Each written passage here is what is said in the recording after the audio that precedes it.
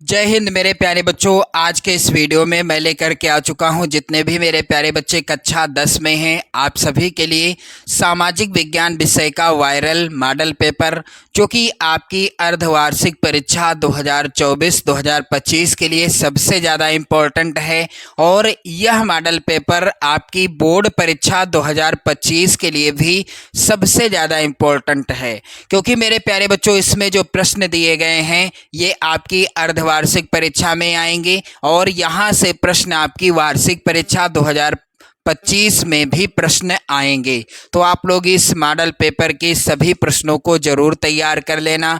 3 घंटे 15 मिनट का समय आपको मिलेगा।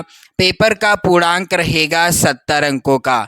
सामाजिक विज्ञान विषय का पेपर है। और मेरे प्यारे बच्चों यहाँ पर नोट के अंतर्गत आप लोग ध्यान दें, यह प्रश्न पत्र 2 खंडों खंड का एवं खा में विभाजित है। खंड का में 20 अंक के बहुविकल्पी प्रश्न हैं तथा खंड खा में 50 अंक के वर्णनात्मक प्रश्न हैं, जिसके अंतर्गत वर्णनात्मक फर्स्ट टाइप के और वर्णनात्मक सेकंड टाइप के तथा मानचित्र से भी संबंधित प्रश्न आएंगे। मेरे प्यारे बच्चों पूरे प्रश्नों का सैल्यूशन मैं आपको बताने वाला हूँ, सभी प्रश्नों का उत्तर बताऊंगा जो बहुविकल्पी हैं। तो चलिए मेरे प्यारे बच्चों यहाँ पर आप लोग ध्यान दीजिएगा। खंड का के जो 20 बहुविकल्पी प्रश्न है, यहाँ पर पहला प्रश्न है, फ्रांस में गणतंत्र की घोषणा किस वर्ष हुई? इसका सही उत्तर क्या होगा? सन 1848 ईस्वी में फ्रांस में गणतंत्र की घोषणा हुई थी। एक प्रश्न आप लोग और तैयार कर लेना, फ्रांस की क्रांति कब हुई थी? फ्रांस की क्रांति कब हुई थी? तो 1789 ईस्वी, आप लोग याद कर लीजिएगा, सन 1789 ईस्वी में फ्रांस की क्रांति हुई थी। अगला प्रश्न है, नेपोलियन का संबंध किस देश से था? तो यहाँ पर इसका राइट आंसर क्या होगा? नेपोलियन का संबंध मेरे प्यारे बच्चों था किस देश से? यहाँ पर राइट आंसर हो जाएगा फ्रांस देश से। सा वाला विकल्प सही हो जाएगा। चलिए आगे बढ़ते हैं और अगला प्रश्न यहाँ पर है मेरे प्यारे बच्चों, असहयोग आंदोलन का मुख्य कारण क्या था? तो असहयोग आंदोलन जो कि महात्मा गांधी जी के द्वारा शुरू किया गया था, किसके द्वारा? महात्मा गांधी जी के द्वारा शुरू किया गया आंदोलन था। और इसका मुख्य यानी प्रमुख कारण क्या था? मेरे प्यारे बच्चों यहाँ पर राइट आंसर होगा, असहयोग आंदोलन का मुख्य कारण था रॉलेट एक्ट। रॉलेट एक्ट जिसे काला कानून, रॉलेट एक्ट जिसे काला कानून के नाम से भी जाना जाता था, यानी जाना गया है काला कानून, जिसके कारण ही असहयोग आंदोलन का जो है प्रारंभ महात्मा गांधी जी के द्वारा किया गया था। चलिए अगला प्रश्न है, वंदे मातरम गीत का लेखक कौन था? तो मेरे प्यारे बच्चों वंदे मातरम गीत के लेखक थे बंकिम चंद्र चटर्जी। यहाँ पर पहला ही विकल्प क्या होगा? सही हो जाएगा। प्रश्न अगला है, निम्नलिखित में से एक मिट्टी का प्रकार नहीं है? तो आप लोग याद रखिएगा, काली मिट्टी होती है, पीली मिट्टी भी होती है, लैटराइट मिट्टी भी होती है, लेकिन सीमेंट जो है यह किसी भी प्रकार की मिट्टी नहीं है। तो यहाँ पर राइट आंसर क्या होगा? दा वाला ऑप्शन, मिट्टी जो कि सीमेंट है यह मिट्टी नहीं है। अगला प्रश्न है, भारत में किस मिट्टी का विस्तार सर्वाधिक क्षेत्रफल में है? तो मेरे प्यारे बच्चों भारत में सबसे ज़्यादा किस मिट्टी का विस्तार है? यहाँ पर उत्तर क्या होगा? जैसा कि आप सभी जानते हैं हमारा भारतवर्ष नदियों का देश कहलाता है और नदियों के द्वारा बहाकर लाई जाने वाली मृदा को या मिट्टी को क्या कहते हैं? जलोढ़ मिट्टी कहते हैं। तो भारत में सर्वाधिक या सबसे अधिक किस मिट्टी का विस्तार है? जलोढ़ मिट्टी का विस्तार है। अगला प्रश्न है, कपास की खेती के लिए सबसे उचित भूमि या सबसे उपयुक्त भूमि कौन सी है? तो यहाँ पर आप लोग ट्रिक लगा लेना, कपास में पहला अक्षर क्या है? का है। और काली मिट्टी में पहला अक्षर क्या है? का है। तो का से कपास और का से काली मिट्टी। तो कपास की खेती के लिए सबसे उचित भूमि कौन सी है? इसका राइट आंसर हो जाएगा काली मिट्टी। मेरे प्यारे बच्चों यहाँ पर आप लोग ध्यान दें, एक प्रश्न यहाँ पर है, निम्नलिखित में से कौन सी रेशेदार फसल है? तो यहाँ पर आप लोग ध्यान दीजिएगा। पहला विकल्प है गन्ना, दूसरा है चाय, तीसरा विकल्प है यहाँ पर रबर, जो कि मिसप्रिंट हो गया है, मैं लिख रहा हूं, और चौथा विकल्प है यहाँ पर जूट। तो राइट आंसर ही यही है। रेशेदार फसल कौन सी है? जूट है। यही प्रश्न का उत्तर होगा। चलिए आगे बढ़ते हैं। अगला प्रश्न है, श्रीलंका में सिंहली को एकमात्र राजभाषा कब घोषित किया गया? इसका उत्तर हो जाएगा सन 1956 ईस्वी में श्रीलंका में सिंहली को एकमात्र राजभाषा घोषित किया गया था। अगला प्रश्न है, संयुक्त राष्ट्र संघ का मुख्यालय कहाँ स्थित है? तो यहाँ पर राइट आंसर क्या होगा? संयुक्त राष्ट्र संघ का मुख्यालय मेरे प्यारे बच्चों कहाँ स्थित है? इसका राइट आंसर होगा न्यूयॉर्क में। और संयुक्त राष्ट्र संघ की स्थापना कब हुई थी? आप लोग इसका आंसर कमेंट करके बताइएगा।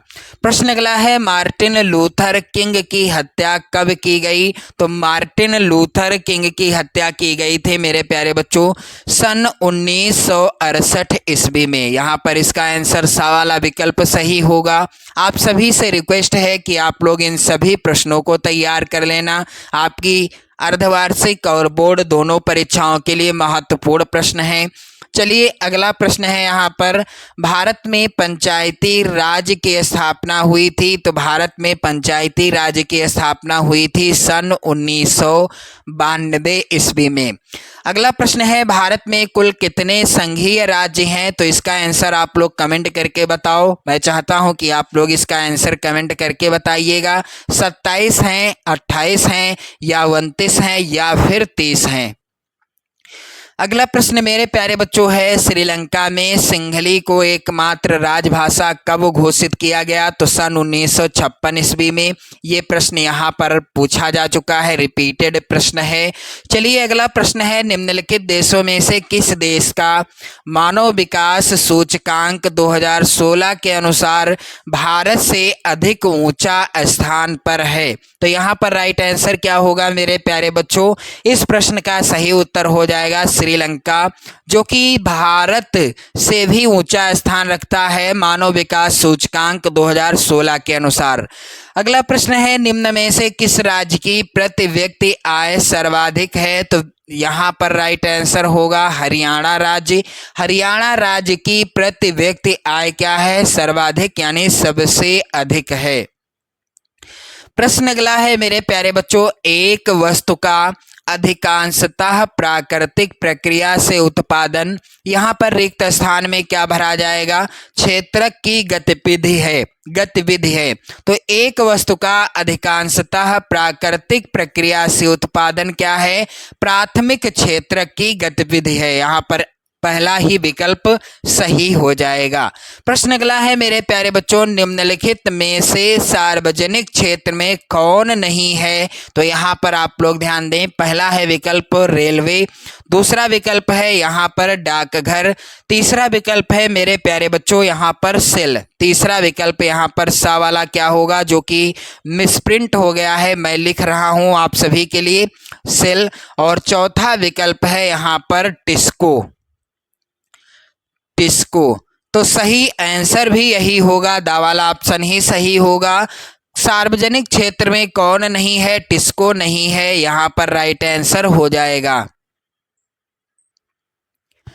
अगला प्रश्न है मेरे प्यारे बच्चों, विश्व व्यापार संगठन की स्थापना कहाँ पर हुई थी? तो विश्व व्यापार संगठन की स्थापना हुई थी, यहाँ पर राइट आंसर हो जाएगा सा वाला विकल्प, जिनेवा में। और संयुक्त राष्ट्र संघ का मुख्यालय कहाँ स्थित है? तो न्यूयॉर्क में स्थित है। विश्व व्यापार संगठन की स्थापना यदि प्रश्न आता है कब हुई थी, तो उत्तर होगा 1 जनवरी 1995 ईस्वी को विश्व व्यापार संगठन की स्थापना हुई थी। प्रश्न अगला है, विदेशी व्यापार किनके मध्य होता है? तो जब दो देशों के मध्य व्यापार होता है, किसी भी वस्तु का आयात निर्यात होता है, आदान प्रदान होता है, उसे क्या कहते हैं? विदेशी व्यापार कहते हैं। प्रश्न अगला है मेरे प्यारे बच्चों, यहाँ पर खंड खा के अंतर्गत वर्णनात्मक प्रश्न है और लघुत्तरी प्रश्न है, जो फर्स्ट टाइप के वर्णनात्मक प्रश्न हैं। प्रत्येक प्रश्न आएगा 4 नंबर का और यहाँ पर 4 प्रश्न हैं। चलिए पहला है यहाँ पर, यानी प्रश्न संख्या 21 है, बाल्कन प्रदेशों में राष्ट्रवादी तनाव क्यों पनपा। आप सभी लोग इन प्रश्नों को तैयार कर लीजिएगा। अथवा में प्रश्न है, साइमन कमीशन की रिपोर्ट से कांग्रेस क्यों असंतुष्ट थी, कांग्रेस ने किस नई नीति की घोषणा की। प्रश्न अगला है, अपूर्ण या अनापूर्ति संसाधनों से क्या तात्पर्य है। और अथवा में प्रश्न है, अंतर स्पष्ट कीजिए, रबी और खरीफ की फसलों में क्या अंतर है, स्पष्ट कीजिए। अगला प्रश्न है, महत्वपूर्ण लोकतांत्रिक सिद्धांतों की विवेचना कीजिए। अथवा में प्रश्न है मेरे प्यारे बच्चों, भारत की विधायिकाओं में, यहाँ पर आप लोग ध्यान दें, महिलाओं के प्रतिनिधित्व की स्थिति लिखिए। प्रश्न संख्या 24 है, विकास मापने का यूएनडीपी का मापदंड किन पहलुओं में विश्व बैंक के मापदंड से अलग है। अथवा में प्रश्न है, खुली बेरोजगारी और प्रच्छन्न बेरोजगारी के बीच विभेद कीजिए।